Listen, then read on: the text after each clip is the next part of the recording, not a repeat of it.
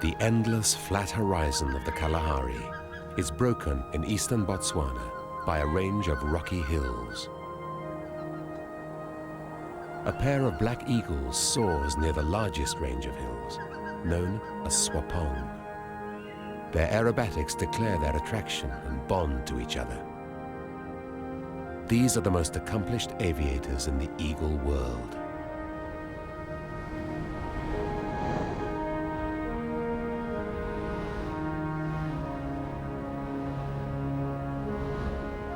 The black eagle rules the skies over Tswapong.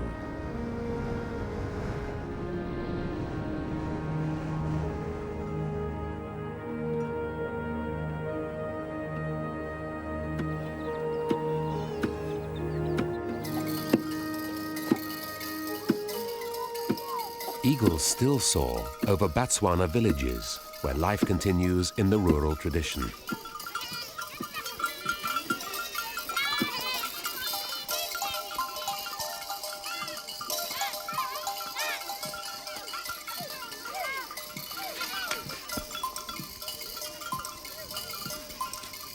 The Swapon Hills are surrounded by many villages, but the hills themselves are uninhabited because of the presence of powerful spirits.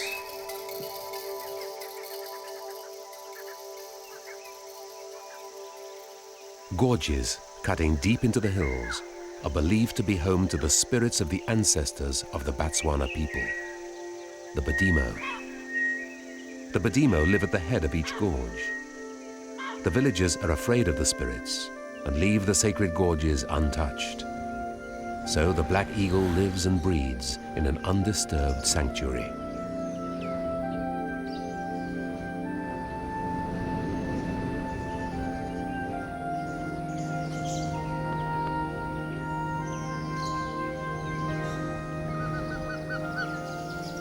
The most sacred part of the gorge is at the head, where pure water bursts from the bare rock.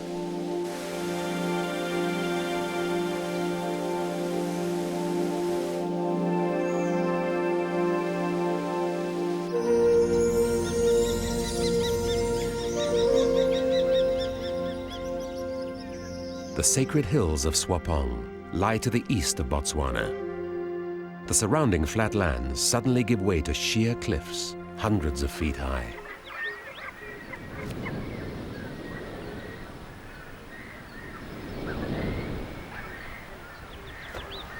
Updrafts lift the eagles effortlessly into the sky.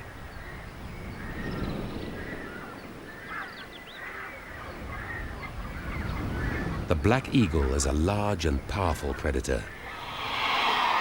The cliff's other residents are rightfully wary of it. But for the moment, the eagle doesn't have hunting on its mind.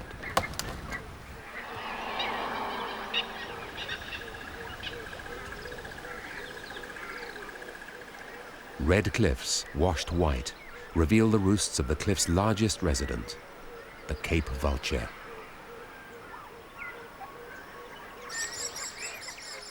Smaller and more inaccessible ledges provide nest sites for hundreds of other birds, like swifts and starlings, and offer a degree of protection from predators, but not from the artful gymna, the sneak thief of the cliff face. The gymna reaches the parts other predators cannot reach.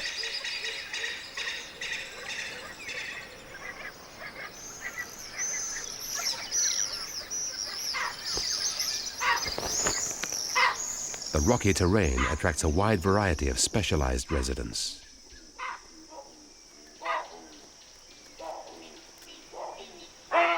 Chacma baboons are fantastic rock climbers. They keep an eye on their territory from lookout posts where they bask in the morning sun.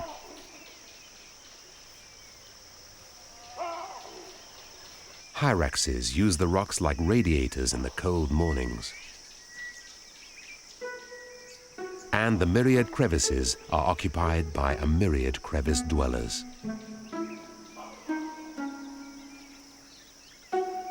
This long-nosed insect eater is an elephant shrew. Although it's only a few inches long, it is fast and agile and colonizes all the rocky areas. Crevice and cliff are home to a range of wildlife unlike any other in Botswana. A couple of hours of morning sun warms the cliffs enough to raise thermals for the vultures to soar on.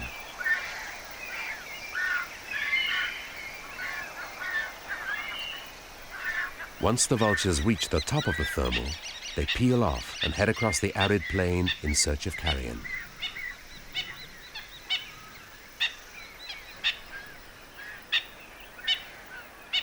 Eight-foot wings carry them with grace and speed.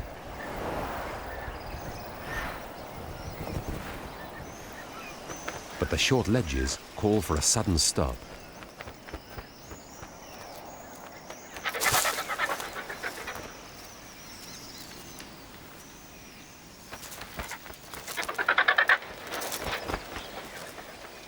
"150 pairs of vultures roost in the hills, and competition for the best ledges is fierce.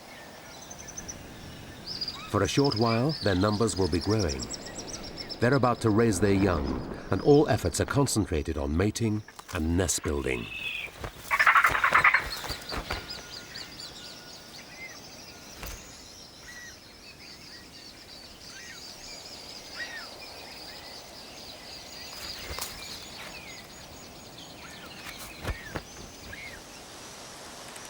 The search for nesting material takes them to the wooded base of the cliffs.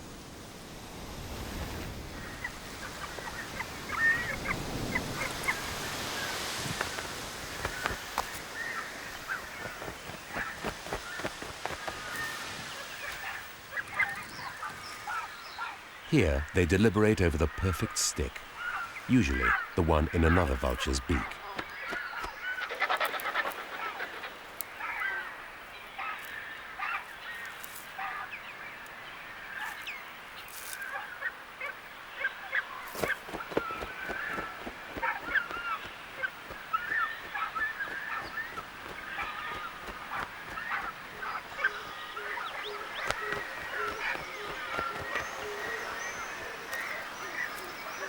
Nests soon fill the cramped ledges.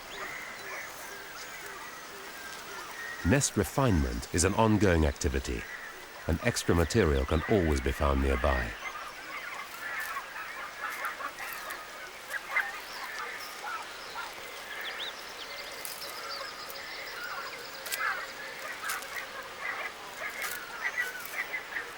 Vultures become so concerned with the exact placement of sticks that they don't notice where the rest of the nest is heading.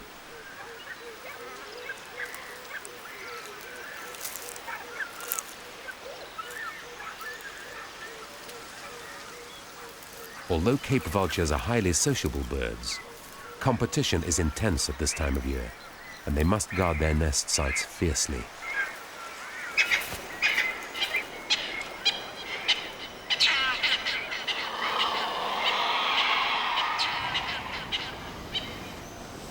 The black eagle usually hunts small mammals, but an easy meal is always welcome. They regularly survey the vulture's cliffs for unprotected eggs and nestlings.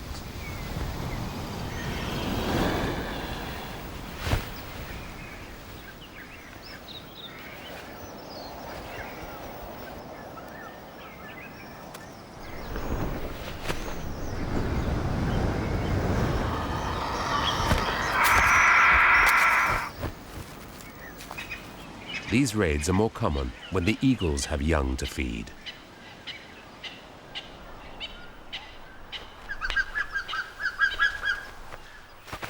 A pair of eagles will alternate between 2 or 3 nest sites over the years. This nest is built in a hillside baobab tree. As usual, 2 eggs were laid and 2 hatched, but the older chick has done away with the younger. Both parents feed and hunt for it during the 14 weeks it stays in the nest. The chick's appetite will keep them busy for most of each day.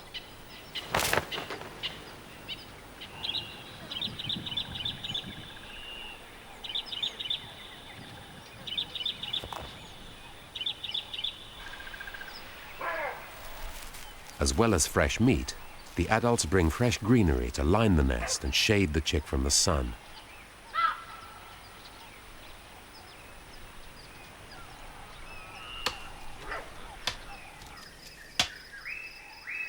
The eagles are not the only ones searching for greenery on the hills. A medicine man collects ingredients for traditional medicines.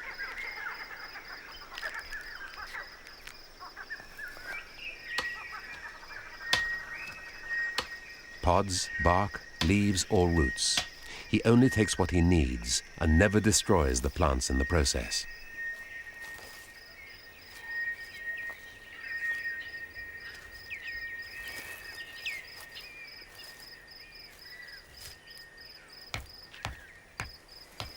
The unique environment found within the hills offers water and shelter to plants that grow nowhere else in Botswana.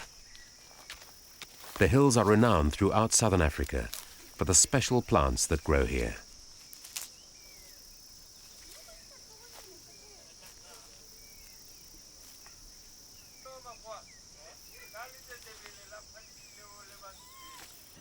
Many fruiting trees grow on the hillsides, and the fruit is an important part of the local diet.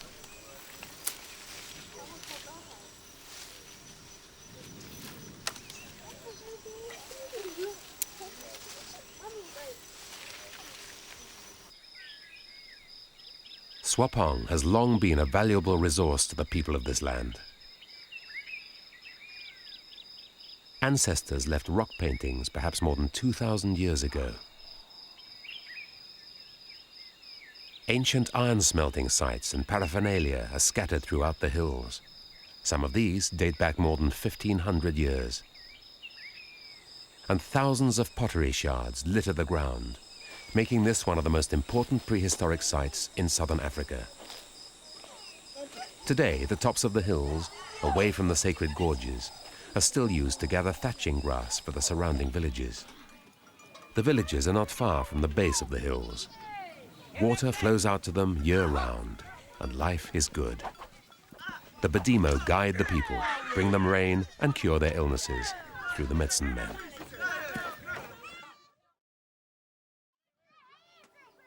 A recent incident strengthened beliefs in the Badimo, if they needed strengthening at all. Sir Seretse Khama was the founding president of modern Botswana and a descendant of a long line of Botswana chiefs. When he died, a great rock crashed from this cliff into the river below. The gorges are sacred and run deep into the hills. The permission of local chiefs is needed before anyone can enter them. A few miles away is the arid Kalahari, but here trickling water produces lush and delicate greenery. The pools at the head of the gorges are especially sacred. Here, great snakes protect the Badimo.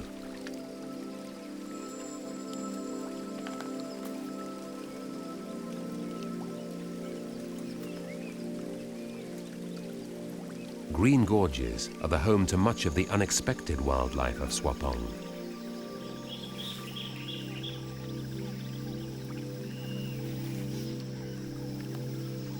Tall forest trees line the high cliffs of the gorges, creating a shady retreat. Some of these trees are found nowhere else in Botswana. Fig trees are laden with fruit like a Garden of Eden. And vervet monkeys thrive in the thick vegetation, gathering fruit from the trees and enjoying shelter from the sun.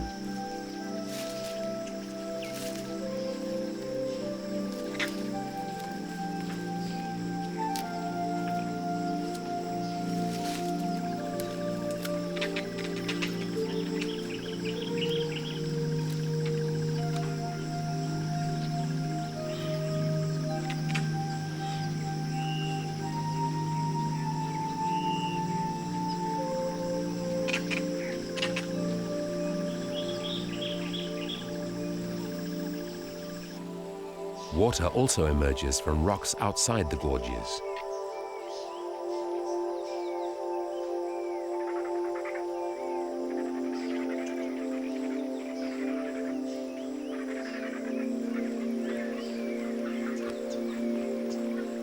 Wherever it appears, it is considered sacred and to have healing properties.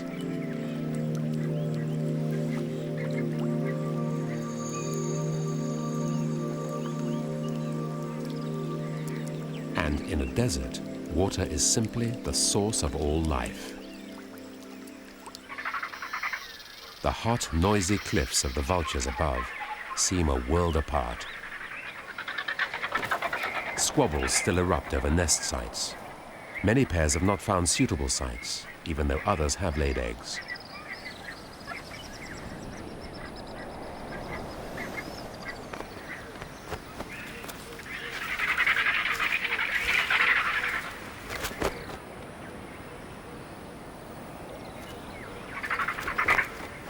Where the eggs have hatched, the adults are busy tending the young.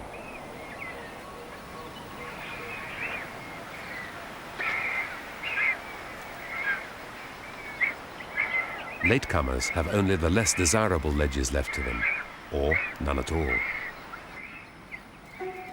Nests are packed onto and into every nook and cranny, and they provide excellent cover for the insects this shrew is after.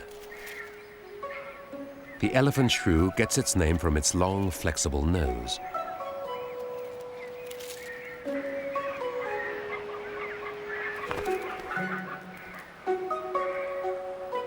Although it looks like a mouse, it's an insect eater, more closely related to bats. The vulture chicks will spend almost 5 months on the ledge before fledging. At this age, they're seldom left alone for long, as they're vulnerable to airborne attack.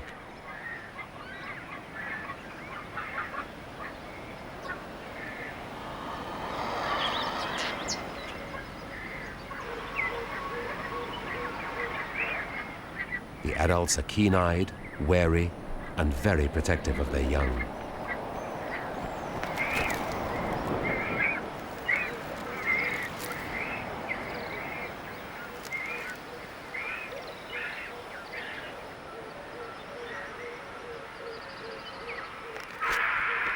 They can growl at the eagles, but they can't outmaneuver them.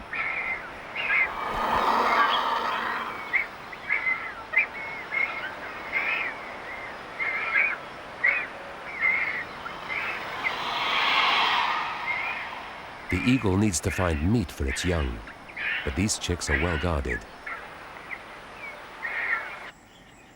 Vulture chicks aren't a staple of the eagle's diet. That position is taken by the hyrax.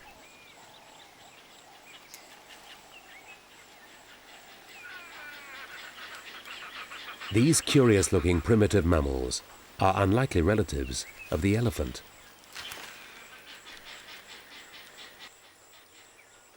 They occur widely across Africa, always found on the same rocky terrain as black eagles.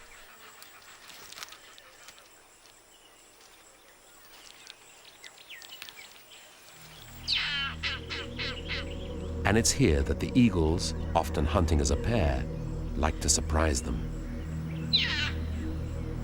They build up speed on the far side of the hill, then swoop over the crest to surprise whatever lies in their path.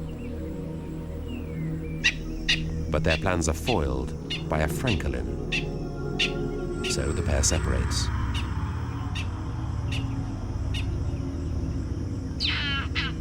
A hyrax lookout takes up the alarm cry, but it hasn't seen the other eagle approaching from behind.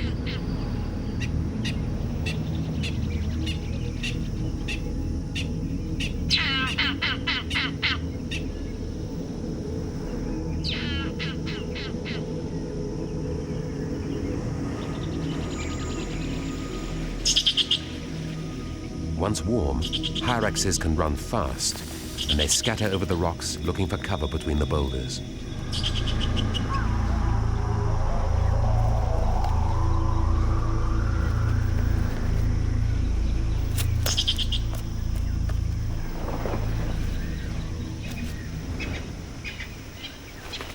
It'll have to wait a while before hunting this hillside again.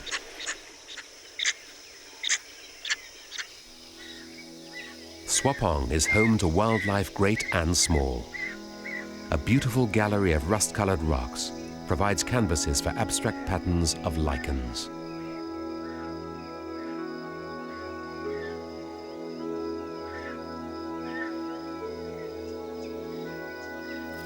In the heat of the day, some of the smaller animals emerge to forage.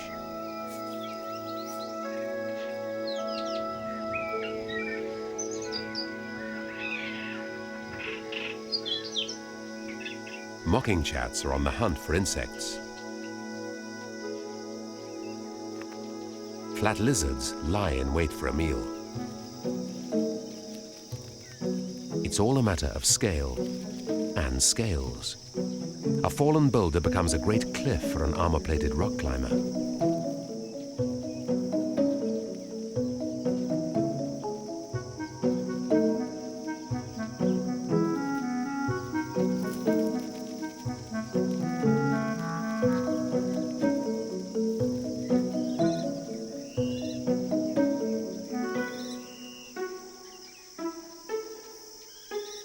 A male flat lizard, called a platysaurus, displays his striking livery. His brightly colored underside proclaims his territory to other males.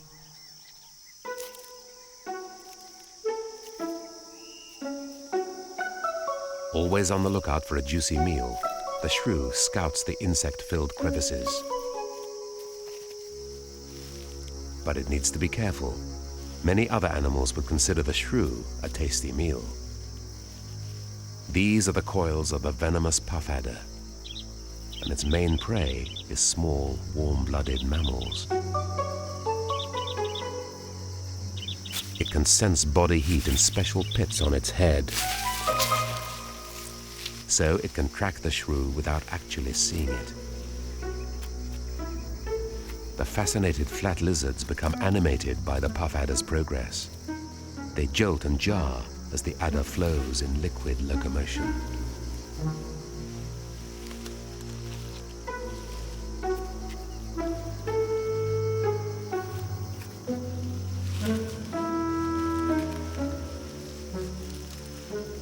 But they can't afford to get distracted. Small reptiles are the favored prey of many of the hawks, eagles, and falcons that live in Tswapong. In fact, Tswapong is a bird of prey paradise. Rock kestrels are particularly partial to small lizards.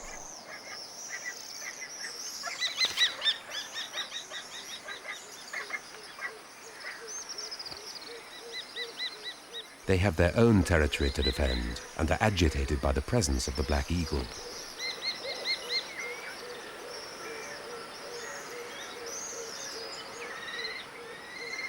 When eagles get too close, the feisty kestrels think nothing of going on the attack.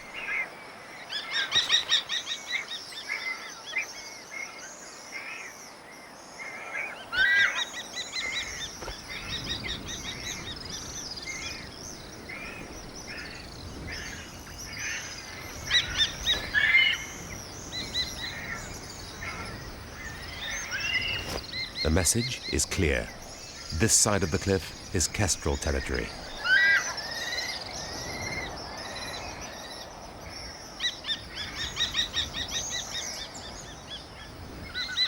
The harried eagle moves on. It must still find food for its young.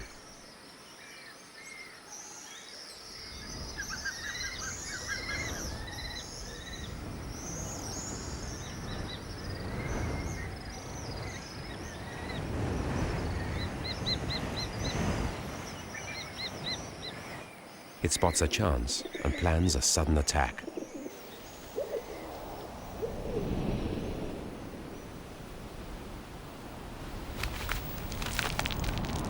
Storming through the skies, it strikes with ease. The rock pigeon was cornered and didn't stand a chance.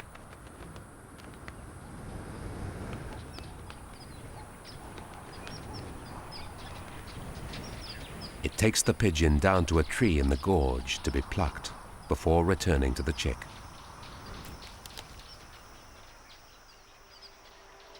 The bottoms of the gorges stay green year-round, thanks to the constant supply of water percolating through the rocks. Most of the wildlife in the hills is linked to this miraculous resource. Clouds rising above the range drop rain on the hilltops, which soaks down through the soft rock. When it reaches harder rock, it bursts from the cliffs. Water is the sacred heart of Tswapong, and Tswapong is a rare oasis in the arid Kalahari.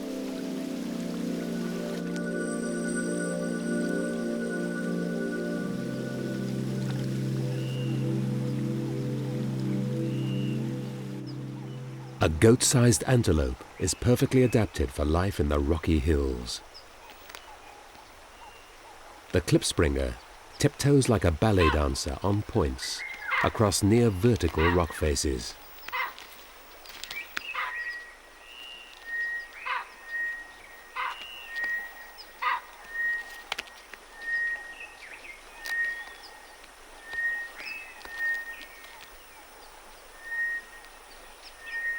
Unusual springy hair gives it a dense coat that protects it from heat, cold, and sharp rocks.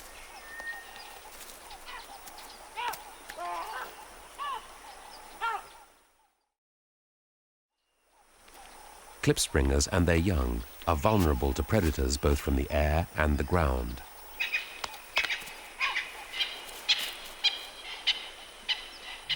Attack from the black eagle is a very real threat to the lamb.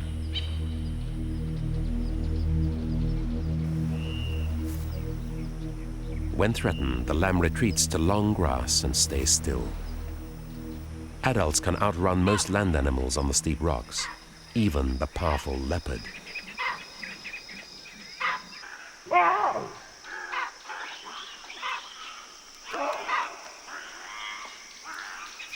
Surprisingly, some leopards still live in the thickly wooded gorges, despite the closeness of the Botswana villages. Baboons are preyed on by both eagle and leopard, and don't appreciate either as neighbors.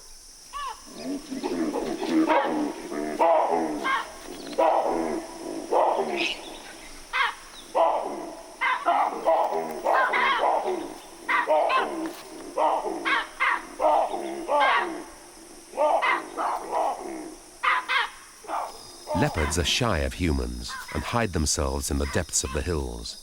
They're seldom seen. Like the eagles, they are unintentionally protected by the villagers' fear of the spirits. Once the panic has died down, the baboons return to their foraging in the woods and cliffs.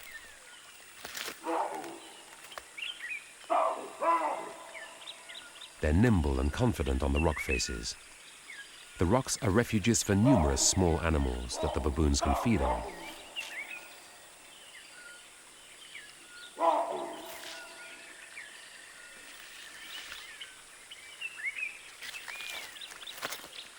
They can also find water high up in the cliffs.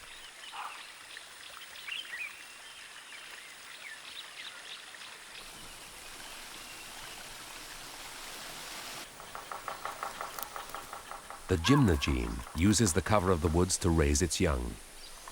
The female makes final adjustments to the loosely made nest while she incubates her eggs. This unusual hawk is a one-off, the only member of its family. Its body is well adapted to its hunting habits: long legs, a small head, and an unusually lightweight frame hidden beneath its gray plumage. It can display in a manner that seems quite shameful, a coy blush. The name gymna gene means bare cheeks, but the meaning of the facial display is not clear. It is common when a mated pair is near to each other or is excited.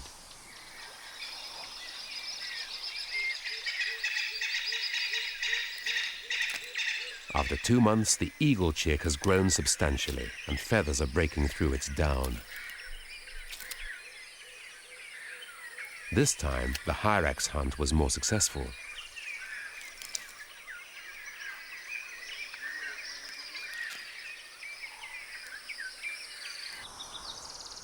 On the cliff face, the vulture colony is bursting at the seams.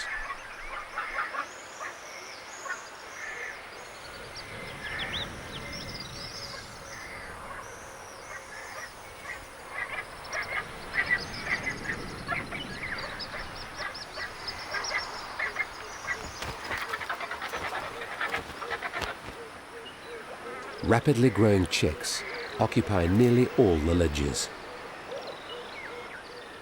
They may be young, but some already have 4-foot wingspans and even bigger appetites.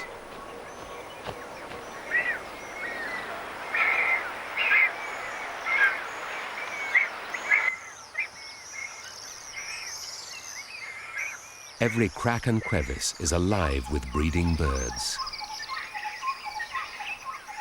Red-winged starlings sandwich nests into the narrowest fissures, while swifts glue theirs underneath. But no crack is too narrow or inaccessible for the gymna gene.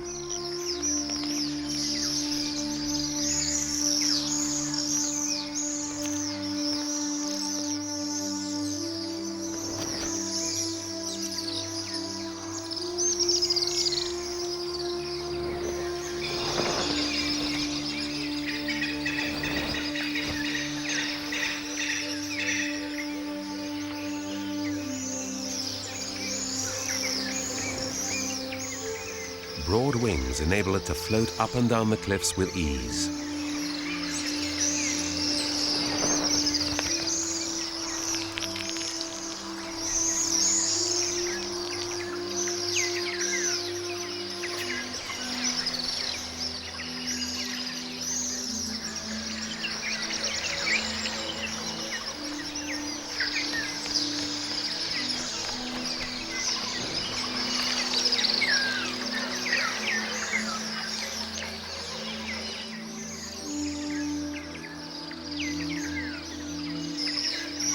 Its lightweight body lets it hang onto the bare rock.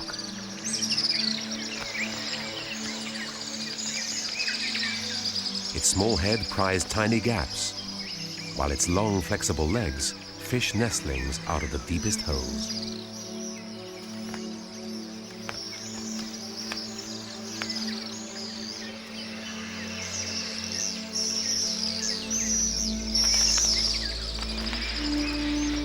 The starling's desperate protests won't distract the hawk for long.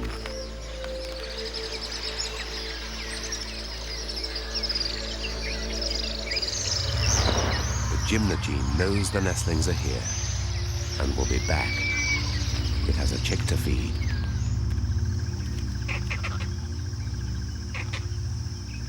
Vervet monkeys are too big to be caught by gymna genes. They're still at risk from the much larger eagles. They spend much of their time in the thick cover of the trees.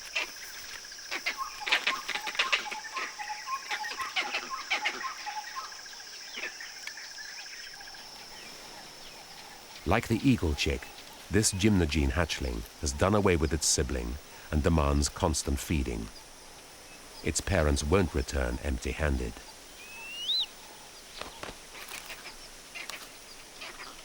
A second dash at the cliffs was successful, and the parent presents a starling. The gymna gene chick is in no danger from the troop of monkeys below. They're mainly vegetarian and scour the forest for ripe fruit. And there always seems to be something in fruit throughout the year.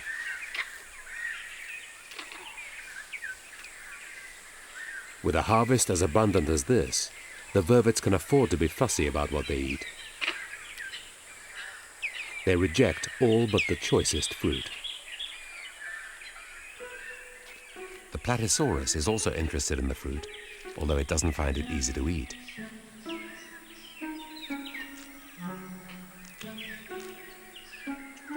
And a plated lizard, a fuller-bodied relation, is taken with the fruit too.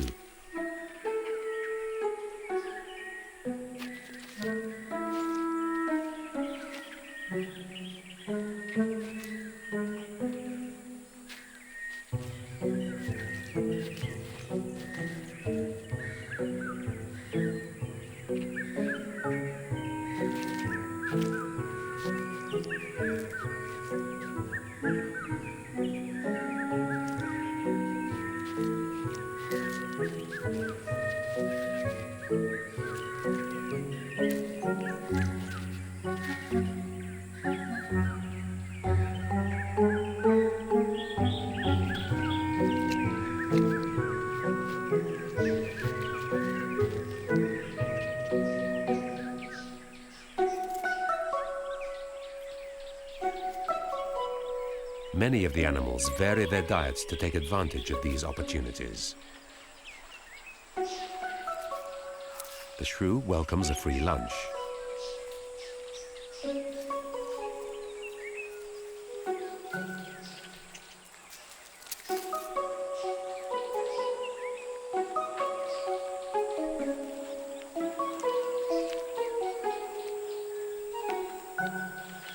Everything comes to the lizard that waits.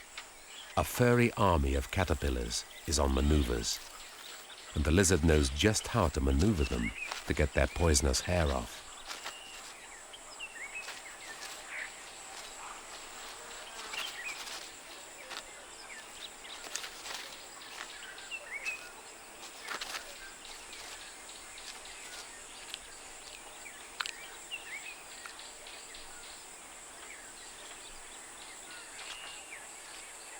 With lunch taken care of, he spends some time attracting the opposite sex.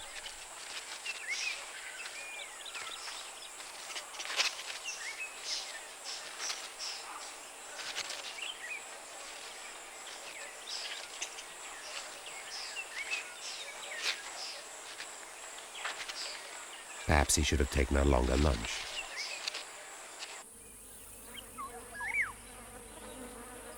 Bright colors aren't confined to the lizards. Spectacular aloes grow along the cliffs and gorges. Their fiery flowers brighten the landscape and provide food for nectar sippers and blossom eaters. Some plants act as larders for a whole host of dainty tree squirrels.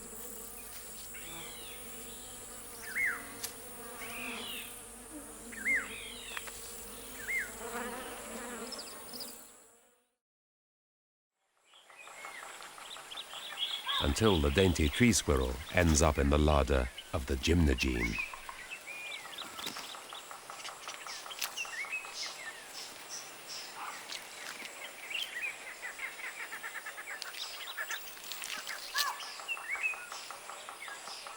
The chick is almost big enough to feed itself and might make a better job of it. Its parent has lost the little corpse in the loosely formed nest, much to the annoyance of the chick, which impatiently watches the rescue operation. The adult seems taken aback by the nestling's outbursts, but remains intent on retrieving the hard-gained squirrel.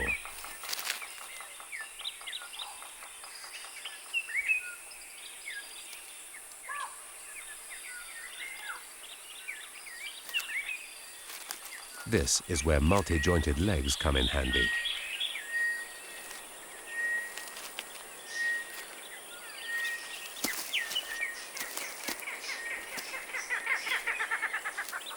A moment of hope or frustration. But it looks like the remains of the little squirrel have gone for good.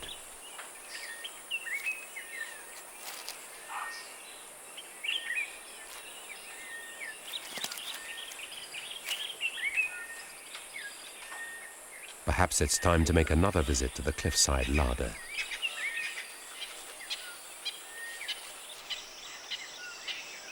More and more hyraxes make the one-way journey to the black eagle's nest.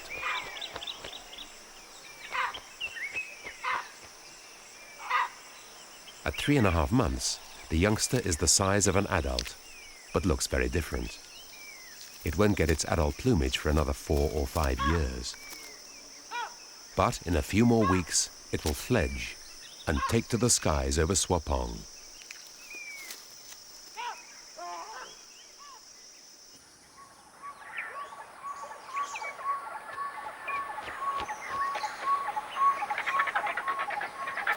The vulture chicks are almost fully grown too. Just making the way to a roost is a hazardous affair, and risks running the gauntlet of sharp beak and striking claw.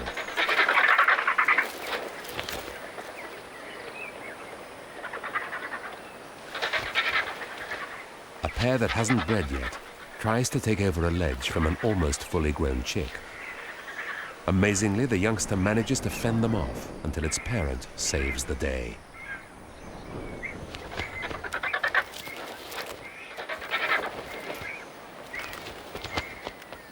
It won't be long before the chick can fly and fend for itself. But some chicks will never fly. They're afflicted with osteodystrophy, a bone disease similar to rickets. The environment beyond the hills is changing. Vultures can't always find enough bone chips to keep their young healthy. The eagles will soon discover any weakness, and with this disease, there are no second chances.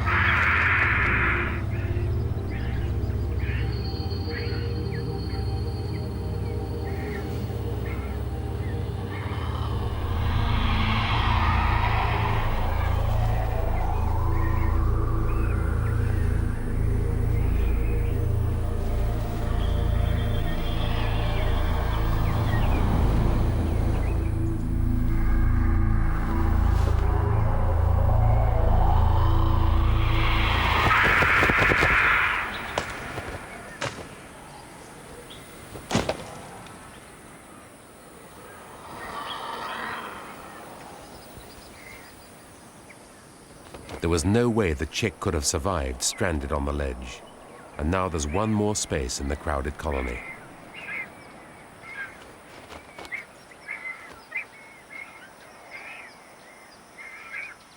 The dead vulture chick is too heavy to carry, so the eagle eats it where it's fallen. Cape vultures are long-lived birds.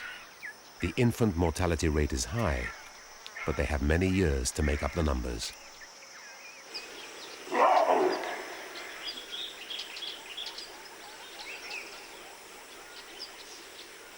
A ruckus has broken out in the baboon troop.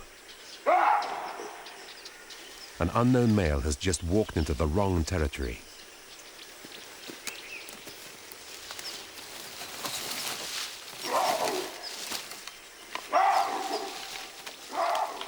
The stranger's presence threatens the standing of the dominant male in the troop.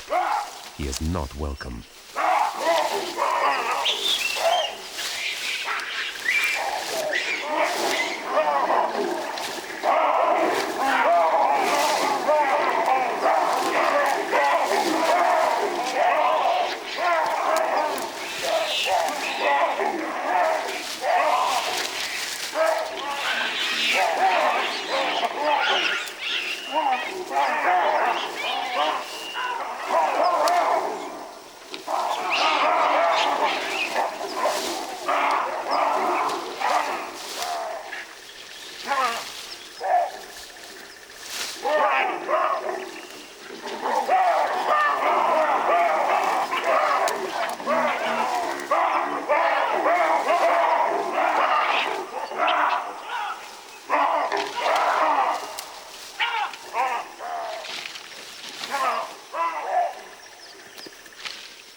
The troop's dominant male stood his ground and drove the intruder off.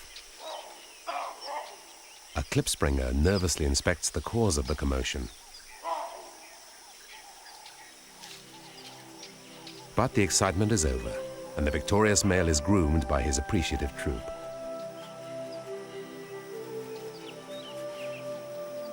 This gentle activity reaffirms their rank and relationships.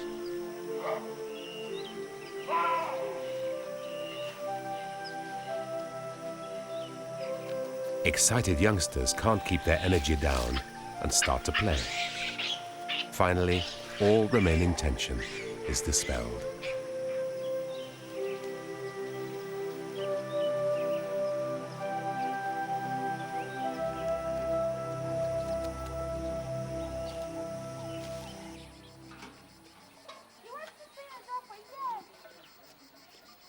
The end of each day finds the villagers in their homes.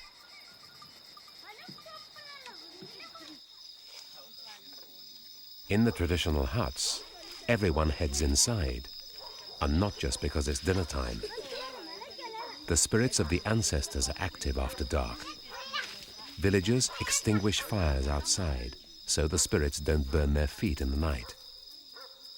Anything else active at night is associated with the spirits and is to be feared. This giant cricket is watched with a mixture of nervousness and fascination.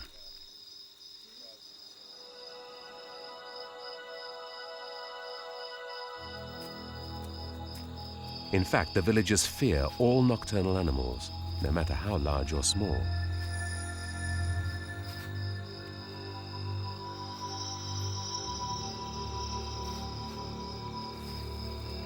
The brown hyena means no harm to humans.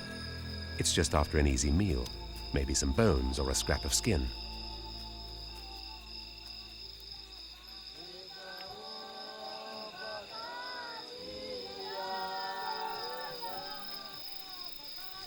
Despite their fear of the dark, some people actually head for the hills at night. Tswapong is a sacred place to nearby residents of all faiths. A Christian sect climbs up the hills to pray.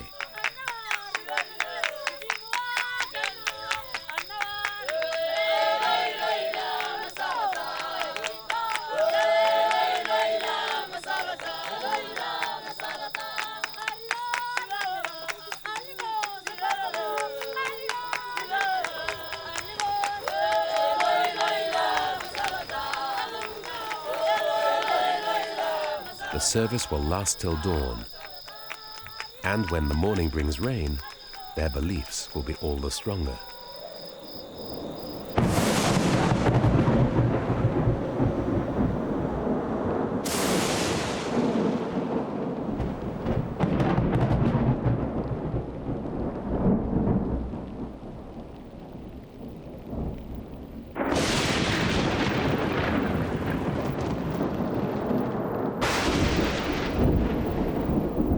But the sacred presence of Tswapong is waning. Already the sacred gorges and hilltops are being used for cattle grazing.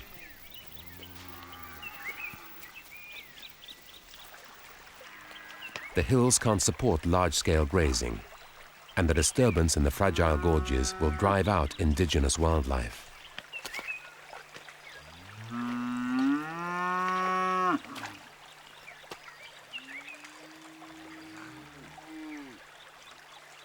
Times are changing in the villages. Modern houses are built now, and technology has been embraced by some.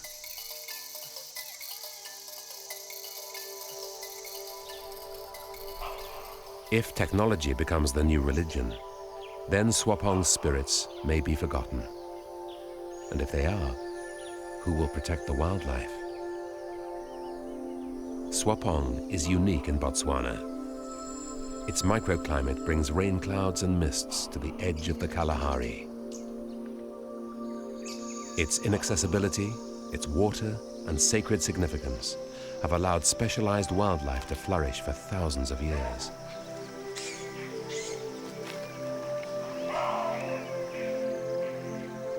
And this year, the vulture colony has flourished. The last chicks are fledging, testing their 8-foot wings on the breeze.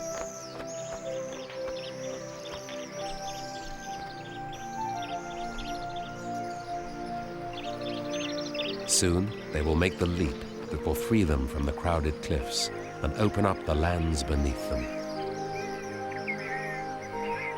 To the ancient Egyptians, the vulture was the symbol of longevity, its outstretched wings adorning temple doorways.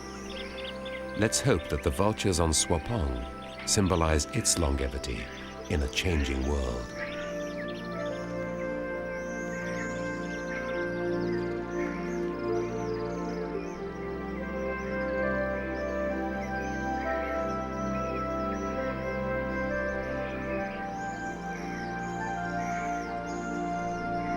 And if Tswapong does survive, its rulers have an heir to succeed them.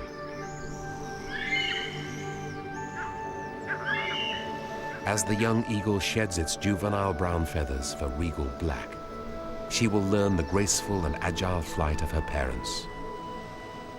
Hopefully, the timeless battle between eagle and vulture will continue, like the timeless battle between technology and tradition.